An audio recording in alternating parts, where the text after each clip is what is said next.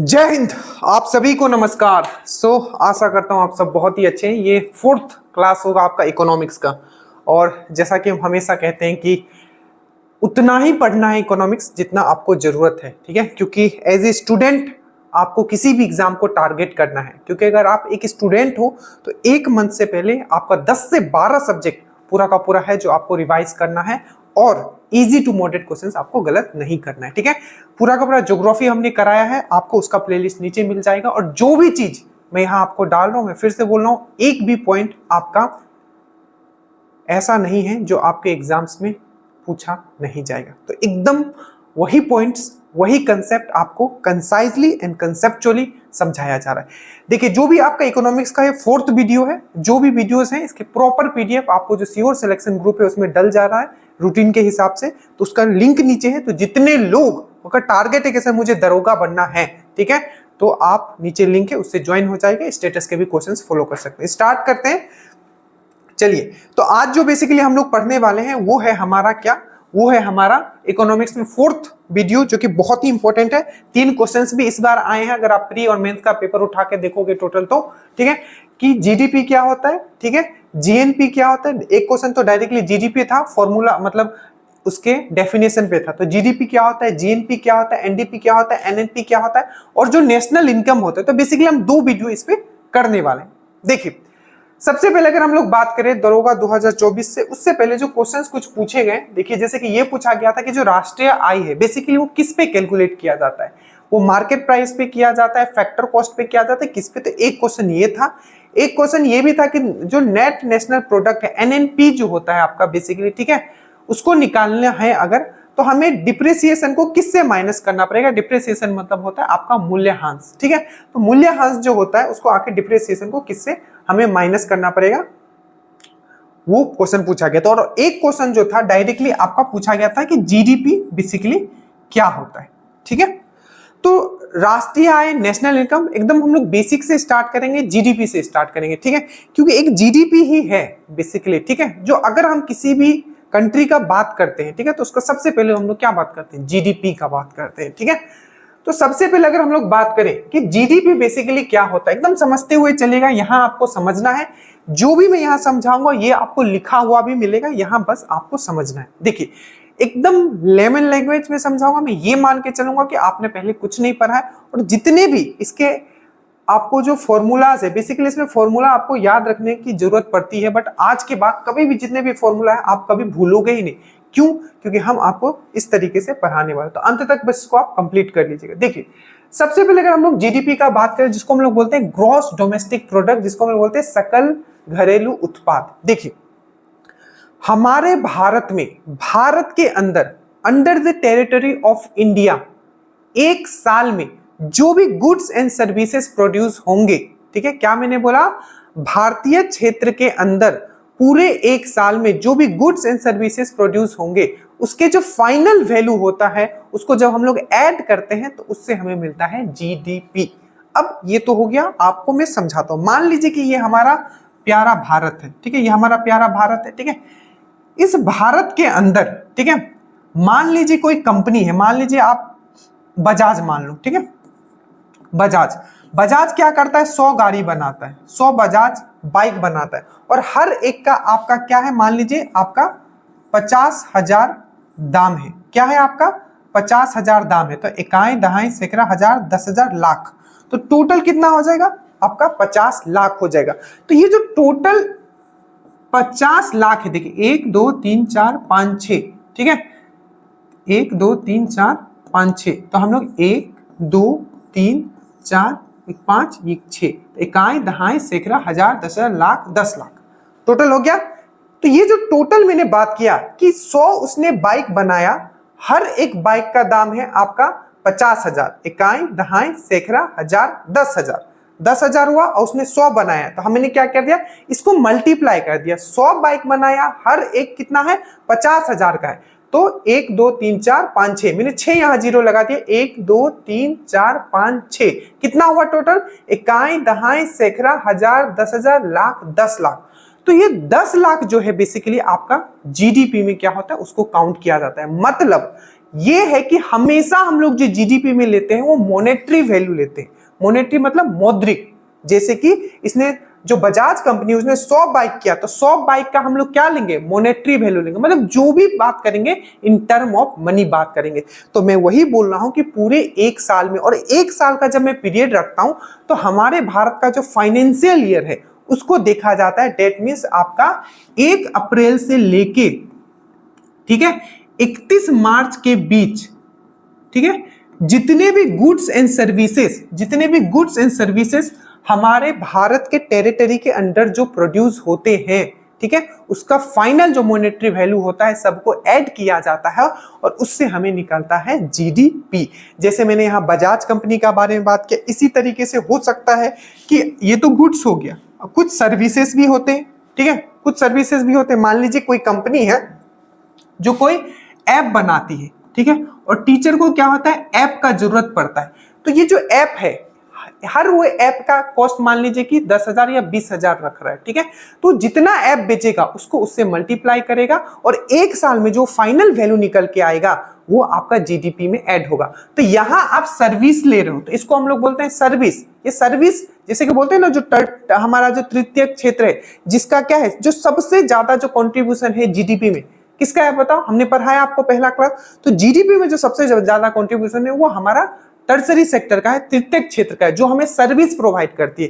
तो ये भी क्या है, यहाँ सर्विस प्रोवाइड कर क्या, हमें कोई चीज वो दे नहीं रहा है फिजिकली, बट यहाँ क्या है, ये हमें फिजिकली कोई चीज दे रहा है। इसीलिए हम बोलते हैं कि पूरे एक साल में, एक साल मतलब 1 फाइनेंशियल ईयर, 1 अप्रैल से लेके 31 मार्च के बीच हमारे भारत के अंदर जितने भी गुड्स एंड सर्विसेज होते हैं उनका जो फाइनल जो मॉनेटरी वैल्यू होता है उसको जब ऐड करते हैं तो हमें जीडीपी मिलता है। इस तरीके से समझा रहा हूं ताकि आप किसी को भी समझा पाओ, ठीक है। तो उसको हम क्या बोलते हैं, हम लोग जीडीपी बोलते हैं। एक चीज आपको यहां एक दिमाग में रखना है कि जीडीपी में अगर कोई कंपनी, बाहर की भी कंपनी है, मान लीजिए अगर एप्पल है, ठीक है, एप्पल इंडिया में आया और उसने अपना फैक्ट्री डाला आपका बेंगलोर में, ठीक है, बेंगलोर में, तो जो वो प्रोडक्शन, मान लीजिए उसने 100 आईफोन अगर उसने प्रोड्यूस किया, ठीक है, तो 100 आईफोन का जो प्रोडक्शन के बाद जो फाइनल वैल्यू होगा वो भी आपका जीडीपी में ऐड होगा, ये याद रखिएगा। तो मतलब चाहे ऑप्शन में अगर दे, चाहे क्या ये सही है, तो बिल्कुल आपका फॉरेन जो कंपनी है और अगर वो इंडिया में आए तो और इंडिया के टेरिटरी के अंदर अगर वो प्रोडक्शन करती है तो उस प्रोडक्शन का भी, उस आपका गुड्स एंड सर्विसेज का भी फाइनल वैल्यू जो होगा आपके जीडीपी में ऐड होगा। बट एक चीज याद रखिएगा, अगर कोई बंदा, ठीक है, या कोई भी, मान लीजिए आप एक इंजीनियर, बेसिकली ऐसे ही होता है, एक आप आईआईटीएन हो, ठीक है, आपने पढ़ा इंडिया में, ठीक है, बट आप कमा कहाँ रहे हो, आप बाहर कमा रहे हो, तो आपका जो वैल्यू है आपका जीडीपी में इंक्लूड नहीं होगा। ये चीज आपको याद रखना है, वही इंक्लूड होगा जो आपका भारत के टेरिटरी के अंदर होता है। ये चीज आपको याद रहेगा। तो ये होता है आपका जीडीपी। और जीडीपी जब मैं बोलता हूं तो बोलता हूं कि भारत के टेरिटरी के अंदर, भारत के क्षेत्र के अंदर। इसका मतलब ये नहीं है कि इसी के अंदर हम यहां जाएंगे तो हमारा सी है, सी को 200 नॉटिकल माइल, मैंने आपको ज्योग्राफी में पढ़ा है 200 नॉटिकल माइल, ठीक है, जो कि क्या होता है, स्पेशल इकोनॉमिक जोन के अंदर आता है, ठीक है। तो वो जो है आपका स्पेशल इकोनॉमिक जोन, ठीक है। जो मान लीजिए यहां से जैसे कि इधर है, तो इधर क्या हम सी के अंदर जाते हैं, यहां हमारा क्या है, मुंबई हाई है। मुंबई हाई किस चीज के लिए फेमस है, तो पेट्रोल के लिए फेमस है। तो मुंबई हाई क्या है, ये सी वाली एरिया में। तो जहां तक हमारा सी टेरिटरी है उसको भी हम लोग इंक्लूड करके चलते हैं। अगर आपका ऑयल कोई प्रोडक्शन हो रहा है तो वो भी आपका जीडीपी में हेल्प करेगा, ठीक है। तो अगर जीडीपी का क्वेश्चन आए, क्वेश्चन आ चुका है कि जीडीपी का मतलब क्या है, तो पूरे एक फाइनेंशियल ईयर में या 1 स्पेसिफिक ईयर में, ठीक है, फाइनल जो गुड्स एंड सर्विसेज का जो वैल्यू होता है, ठीक है, वही आपका जीडीपी डिफाइन करता है। ये था आपका जीडीपी। उसके बाद जो नेक्स्ट आपका जो कंसेप्ट आता है जीडीपी के बाद, ये सब आपको लिखा हुआ मिलेगा, बस आप समझो, क्वेश्चन इसी से बन जाएगा। एक जो नेक्स्ट आता है जीडीपी के बाद, ठीक है, वो आता है आपका जीएनपी, ठीक है। सबसे पहले हमने बात किया जीडीपी का बात, उसके बाद हम लोग करते हैं जीएनपी, जिसको हम बोलते हैं ग्रॉस नेशनल प्रोडक्ट, सकल राष्ट्रीय उत्पाद। अब ये जीएनपी क्या है, that means gross national product. अब देखिए ग्रॉस नेशनल प्रोडक्ट मतलब होता है कि इसका जब सिंपल आप फॉर्मूला, अगर आप डायरेक्टली आप फॉर्मूला से आप समझ लो कि बहुत ही आसान है कि आपका जो जीएनपी है बेसिकली क्या होता है। तो जो आपका जीडीपी है, ठीक है, प्लस जितने भी लोग ठीक है, इंडिया के हैं और वो बाहर कमा रहे हैं, ठीक है।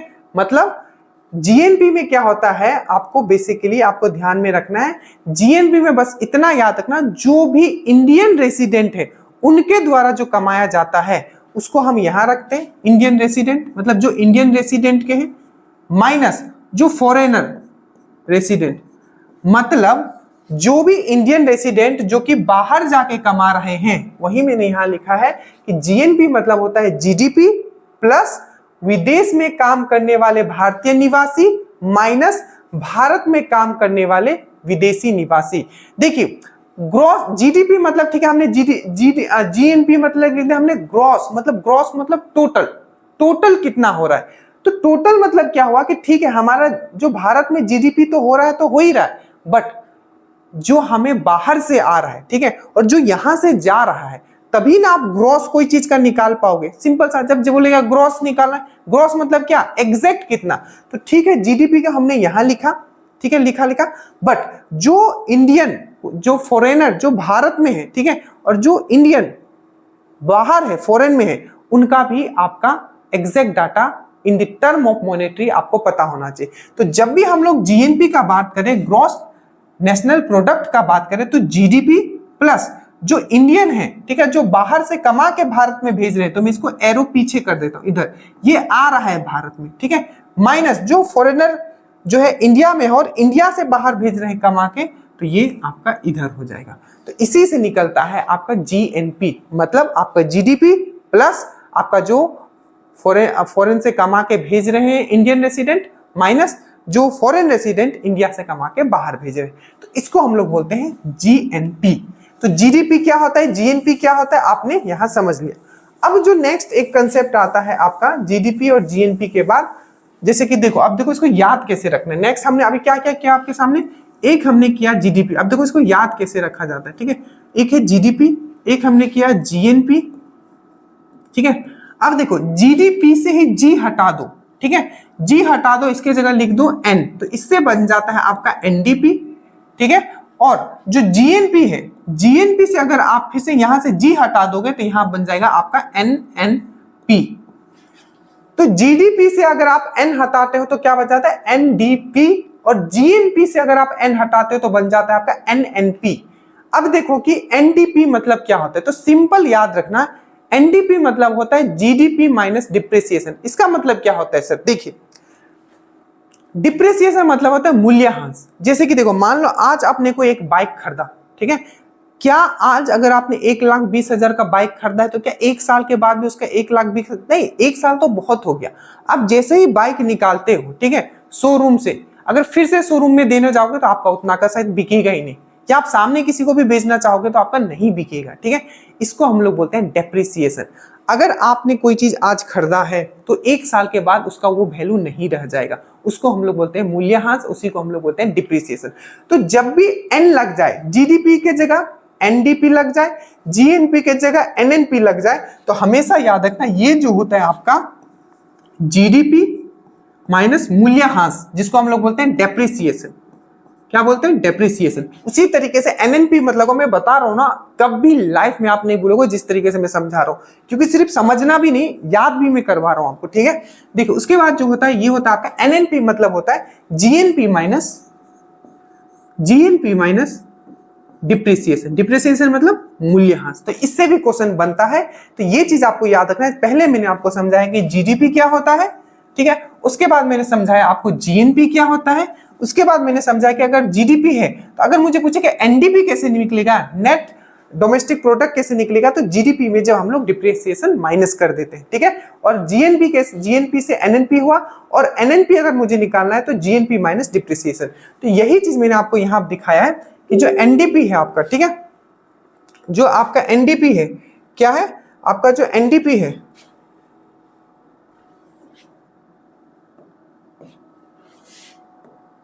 जो आपका एनडीपी है, देखिए यहां हमने दिया, ठीक है। तो आपने जीडीपी समझा, जीएनपी समझा, ठीक है। जीएनपी का मैंने फॉर्मूला आपको बताया कि जीएनपी कैसे निकलता है। उसके बाद मैंने बताया कि जीडीपी है तो जीडीपी से एनडीपी आएगा तो कैसे होगा, और ठीक है। उसके बाद ये देखिए एनडीपी ये हो गया, ये एनडीपी मतलब जीडीपी माइनस डिप्रिसिएशन, एन लग जाएगा तो, और एनएनपी मतलब जीएनपी माइनस डिप्रिसिएशन। ठीक है, एनडीपी को हिंदी में बोलते हैं नेट घरेलू उत्पाद। समझ में आया? तो ये चार चीज आपको समझना था। एक था आपका जीडीपी, ठीक है, जीडीपी के बाद था आपका जीएनपी, और उसके बाद था आपका जीडीपी समझा, जीएनपी समझा, और जी में फिर से एन लगा देंगे तो एनडीपी, तो ये हो गया आपका एनडीपी, और फिर से जीएनपी में फिर से यहाँ एन लगा देंगे तो ये हो जाएगा एनएनपी, तो ये हो जाएगा आपका एनएनपी। ठीक है, नेट नेशनल प्रोडक्ट। समझ में आया? तो ये चार कंसेप्ट मैंने आपको समझाना था, GDP, GNP, GDP, GDP, GNP, NNDP और एनएनपी। समझ में आ गया? अब हम लोग आगे चलते हैं। अगर हम लोग नेशनल इनकम का बात करते हैं, ठीक है, तो ये चार कंसेप्ट आप प्लीज अच्छे से याद रखना। अगर हम लोग नेशनल इनकम का बात हम लोग करते हैं तो नेशनल इनकम मतलब जीडीपी, ठीक है, क्योंकि जीडीपी से ही डिफाइन होगा, क्योंकि जितना कमा रहा है वो जीडीपी से पता चलता है, और जीडीपी से ही अगर जीडीपी बढ़ेगा तो नेशनल इनकम भी बढ़ेगा। ठीक है, अब जीडीपी कैलकुलेट करने का, ठीक है, दो तरीका है। ठीक है, अब ध्यान से समझना जो मैं बता रहा हूं। देखो, कोई भी अगर एक कंपनी है, ठीक है, कोई भी अगर एक कंपनी है, जितना अच्छा कंपनी परफॉर्म करेगा, सिंपल सी बात है, बजाज कंपनी कब ज्यादा अपना बाइक बनाएगा, जब उसको पता है कि बाइक बिकेगा तभी ना बनाएगा। ठीक है, ऐसा तो है नहीं कि बस वो बनाते जाएगा, मतलब अगर बाइक बन रहा है दैट मीन्स वो बिकेगा भी। ठीक है, इस हिसाब से तो कोई कंपनी अगर अच्छा परफॉर्म कर रही है दैट मीन्स उस कंपनी, उस कंट्री का जीडीपी भी बहुत आएगा। जैसे कि देखो एप्पल हो गया, उसका क्या है, उसका मार्केट वैल्यू बहुत ज्यादा है, इसीलिए देखोगे कि जो जीडीपी है आपका अमेरिका का बहुत हाई है। ठीक है, तो इट्स ऑल अबाउट कि वहां कंपनी कैसा परफॉर्म कर रहा है, उस पर भी जीडीपी बहुत डिपेंड कर। तो मान लो अगर कोई एक कंपनी है, तो कंपनी अगर एक किसी को बनाना है, ठीक है, तो सबसे जो उसका बेसिक कॉस्ट लगेगा उस कंपनी को बनाने के लिए, उसको हम लोग बोलते हैं एट फैक्टर कॉस्ट। जैसे कि देखो सदन लागत, तो अगर नेशनल इनकम के जब हम लोग बात करते हैं उसमें दो चीज हम लोग बात करते हैं, एक है आपका फैक्टर कॉस्ट और एक है आपका मार्केट प्राइस। मतलब किसी भी, मैंने फिर से मैं कनेक्ट कर पाता हूं, नेशनल इनकम, इनकम कहां से जनरेट होगा बेसिकली, जैसे कि भारत में जो जीडीपी का सबसे ज्यादा कंट्रीब्यूशन क्या है, टर्सरी सेक्टर से। टर्सरी सेक्टर में मैक्सिमम चीज क्या है, सर्विस सेक्टर। सर्विस सेक्टर क्या मतलब कंपनी, जैसे कि सर्विस सेक्टर क्या है आपका, अमेजन सर्विस सेक्टर है, फ्लिपकार्ट, तो ये सब कंपनी है। ठीक है, तो अब देखो, तो कंपनी को अगर एक बनाना है आपको कंपनी, ठीक है, तो उसमें क्या क्या सबसे पहला जो बात होता है, फैक्टर कॉस्ट क्या होता है कंपनी के लिए। देखिए, तो फैक्टर कॉस्ट में होता है, मान लीजिए कोई आपने कंपनी बनाया, तो कोई लैंड लोगे आप, तो लैंड के लिए क्या देना पड़ेगा आपको, रेंट देना पड़ेगा। ठीक है, दूसरा, अब उसमें वर्कर्स होंगे तो वर्कर को क्या देना पड़ेगा आपको, उसको सैलरी देना पड़ेगा, मतलब वेजेस देना पड़ेगा। ठीक है, वेजेस देना पड़ेगा। अब देखो, अब जो ये कंपनी है सिंपल है, आप इसमें कुछ तो आप इन्वेस्ट किए होगे ना। आप देखोगे बड़े बड़े कंपनी होते हैं जो बैंक जाते हैं, बैंक से पैसा उठाते हैं, ठीक है, तो क्या होता है, उनको कुछ इंटरेस्ट भी देना पड़ेगा बैंक को। तो ये हो गया आपका इंटरेस्ट, में कॉमन लैंग्वेज में समझा रहा हूं। ठीक है, और फाइनल ये सब चीज कर लेते हैं तो जो कंपनी बनाया है, जो एंटरप्रेन्योर है, ठीक है, जो उद्यमी है, उसको प्रॉफिट भी तो चाहिए, तो फाइनल जो आता है उस कंपनी से प्रॉफिट।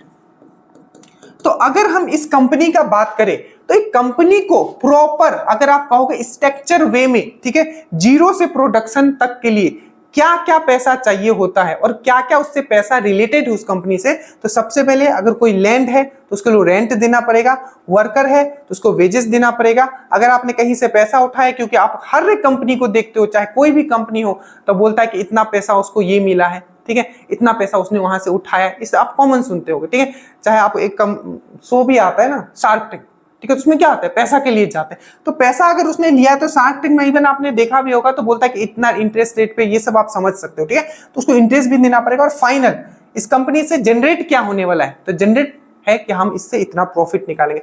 तो ये बेसिकली कोई एक कंपनी का क्या है, सिंपल, किसी भी एक कंपनी के लिए अगर उसको, ठीक है, अगर उसको खड़ा करना है तो ये जो है आपका फैक्टर इंपॉर्टेंट है, इसको हम लोग बोलते हैं फैक्टर कॉस्ट। ये एक कॉस्ट लगता है एक कंपनी को बनाने में।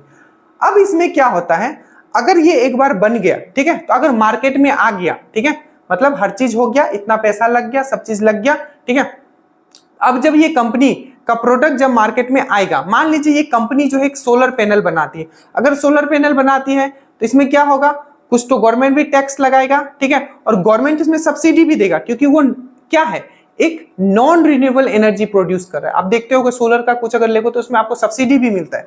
तो जब भी हम लोग बात करते हैं फैक्टर कॉस्ट पे, तो ये था आपका फैक्टर कॉस्ट जो सिंपल, ठीक है, जो कंपनी को नॉर्मली खड़ा करने में लगता है। अब दूसरा जो आता है आपका eight market price. Market price क्या होता है? Factor cost. अब ये जो लगा है ये तो रहेगा ही, ऐसा तो है नहीं कि इसको हम लोग हटा सकते, ये तो है ही। प्लस आपका इनडायरेक्ट टैक्स, जो गवर्नमेंट के द्वारा टैक्स लगाया जाएगा, इनडायरेक्ट टैक्स, ये फॉर्मूला आपको याद रखना है, माइनस सब्सिडीज। ये सब बहुत ही आप न्यूज में भी देखते होंगे कि गवर्नमेंट जो है उद्यमियों के लिए इतना सब्सिडी दे रहा है, इतना पैसा ये कर रहा है, बट टैक्स तो रहेगा ही, ठीक है, टैक्स तो आपसे ले गए।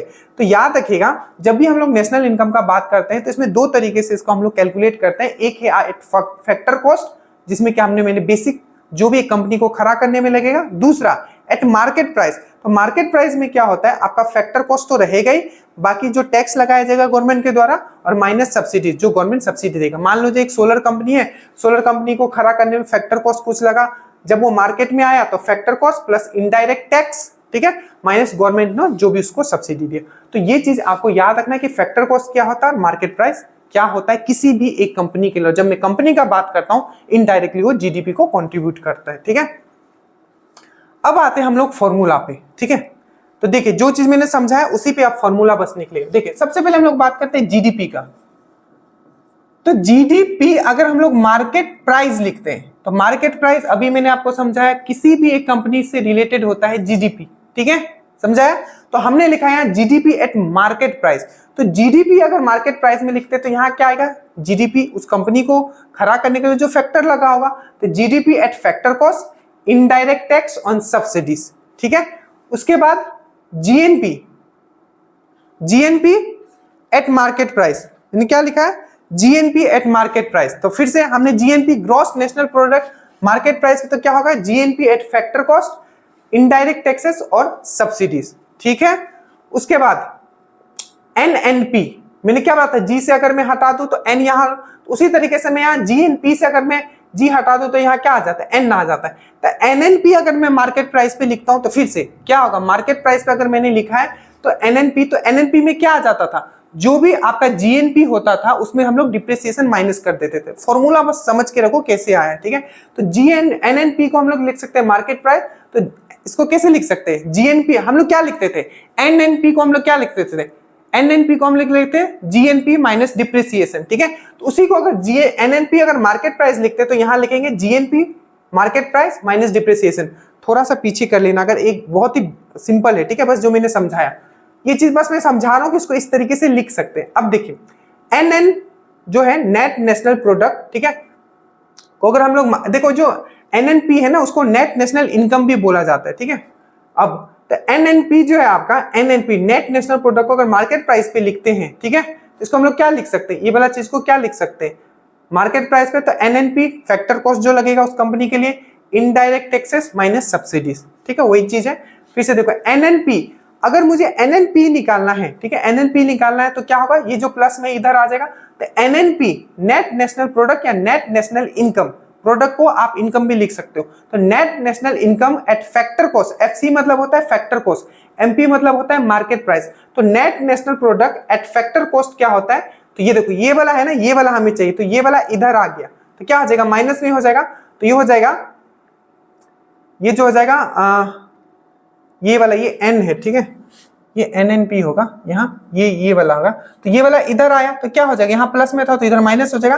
तो NNP market price minus indirect taxes, यहाँ सब्सिडीज माइनस में था तो यहाँ प्लस में हो गया, ठीक है।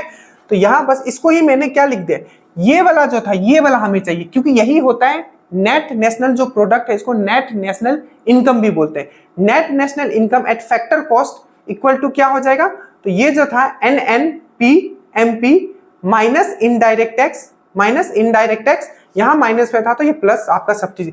तो ये जो आपका निकला है, ठीक है, ये जो आपका निकला है net national product at factor cost, इसी को हम लोग बोलते हैं आपका जो नेशनल इनकम जो कैलकुलेट होता है वो net national product at factor cost निकलता है, या इसको आप बोल सकते हो net national income at factor. अब फैक्टर कॉस्ट ही क्यों, क्योंकि जो फैक्टर कॉस्ट होता है वही जो होता है मेन आपका किसी भी कंपनी का दिखाता है, ठीक है। क्योंकि उसमें क्या होता है, जब मार्केट प्राइस पे हम लोग बात करते हैं तो मार्केट में बहुत सारा चीज आ जाता है, ठीक है। उस पर अभी हम नहीं जा रहे, बस इतना समझो कि जो नेशनल इनकम जो कैलकुलेट होता है वो आपका फैक्टर कॉस्ट पे होता है, क्योंकि वो रियल वैल्यू बताता है किसी कंपनी का कि क्या उसने लगाया और क्या उसको प्रॉफिट मिला। ना ही उसमें सब्सिडीज इंक्लूड होता है और ना ही उसमें टैक्स इंक्लूड होता है, क्योंकि बहुत सारा अगर इनकम होने के बाद भी, ठीक है, अगर नॉर्मल आदमी का ही बात कर लो 7 लाख से ऊपर कमाते हो तो बहुत सारा पैसा आपको गवर्नमेंट को देना पड़ेगा, ऐसे आपको टैक्स, ठीक है। तो एक कंपनी कैसा परफॉर्म कर रही है, ठीक है, वो नेट नेशनल प्रोडक्ट से ही पता चलता है, या net national income at factor cost इसको आप बोल सकते हो। तो इसी को बोलते हैं नेशनल इनकम, किसको, net national product at factor cost. तो पूछा जाएगा नेशनल इनकम जो है कैलकुलेट होता है, कैसे होता है, तो नेट नेशनल जो आपका नेशनल इनकम जो कैलकुलेट होता है वो होता है आपका फैक्टर कॉस्ट पे होता है। तो नेट नेशनल प्रोडक्ट या net national income at factor cost का फॉर्मूला याद रखना, हो सकता है अगला बार फॉर्मूला पूछ ले, तो NNP net national product at market price minus indirect taxes plus आपका सब्सिडीज। और जो एनएनपी है मतलब net national product at factor cost जो है ये है आपका, इसी को हम लोग बोलते हैं नेशनल इनकम जो कैलकुलेट होता है वो फैक्टर कॉस्ट पे होता है, net national product at factor cost, ठीक है। एक छोटा सा है कि पर कैपिटा इनकम क्या होता है, प्रति व्यक्ति आय क्या होता है। सिंपल है, आपका घर का अगर पूरा इनकम 40,000 है, ठीक है, और 40,000 और घर में आपका 40 लोग हैं, ठीक है, तो उसको 40,000 को 40 से डिवाइड कर दो तो जो आपका आएगा वही आपका क्या होगा, प्रति व्यक्ति आय होगा। तो उसी तरीके से हम पूरे देश का देखें कि पर कैपिटा इनकम प्रति व्यक्ति आय क्या है, तो टोटल इनकम जो है पूरा भारत का जो नेशनल इनकम होगा डिवाइडेड बाय अगर हम पॉपुलेशन करते हैं तो हमें राष्ट्रीय आय मिल जाएगा, ठीक है। तो ये पूरा कंसेप्ट था। बेसिकली हमने पढ़ना क्या था, हमें पढ़ना था कि जीडीपी क्या है, जीएनपी क्या है, फिर से एनडीपी क्या है, एनएनपी क्या है, फिर से जो हमें होता है डिप्रिसिएशन का मतलब क्या होता है, कैसे वो माइनस होता है, और फिर जो नेशनल इनकम है एट फैक्टर कॉस्ट क्या होता है, और मार्केट प्राइस क्या होता है, ठीक है। ये सब हिंदी में भी लिखा हुआ है, ठीक है, तो क्योंकि इकोनॉमिक्स है तो थोड़ा इसमें इंग्लिश ही में याद रखा कीजिए, ठीक है। चलिए आप क्वेश्चंस पे आते हैं। पहला क्वेश्चन है आपका, देखिए अगर आप पहली बार अगर आप देखो तो एक बार वीडियो आप और देखिएगा, एक दिन में आप मास्टर नहीं बनोगे। अगर इसको आप खुद से करने बैठोगे तो आपको हो सकता है कि चीजें आपको समझ में आए, तो एकदम लूसिड वे में हमने आपको समझा दिया। देखिए पहला है कि national income in India is measured in term of, ठीक है, ये क्वेश्चन आपका प्री का क्वेश्चन है, ठीक है, 1275 का। तो ये है कि देखिए किस पे होता है, ग्रॉस डोमेस्टिक प्रोडक्ट, क्या जीडीपी पे हम लोग नेशनल इनकम कैलकुलेट करते हैं, नहीं। नेशनल इनकम का जो बात आता है, दो बात आते हैं, एक आता है आपका मार्केट प्राइस पे और एक आता है आपका फैक्टर कॉस्ट पे, ठीक है, तो ये तो नहीं है। उसके बाद है net national product at market price, नहीं, मार्केट प्राइस पे नहीं करते हैं। ग्रॉस नेशनल प्रोडक्ट पे करते हैं, जीएनपी पे करते हैं, नहीं करते। किस पे करते हैं, net national product at factor cost. तो ये आपका सही आंसर हो जाएगा, बहुत अच्छे से मैंने आपको समझा दिया। उसके बाद है the net national product can be calculated by subtracting depreciation, जो आपका शुद्ध राष्ट्रीय उत्पाद की गणना कैसा होता है। तो मैंने आपको बताया था कि जब भी हम लोग नेट नेशनल प्रोडक्ट का हम लोग बात करते हैं, एनएनपी मैंने क्या बताया था, जीएनपी, ठीक है, मैंने क्या बताया था, जीएनपी। और जो जीएनपी है, ठीक है, जो जीएनपी है, तो जीएनपी में अगर हम लोग जी हटा देते तो ये बन जाता है एनएनपी। तो यही पूछा कि एनएनपी कैसे कैलकुलेट करते हैं, तो जीएनपी माइनस डिप्रिसिएशन, ठीक है।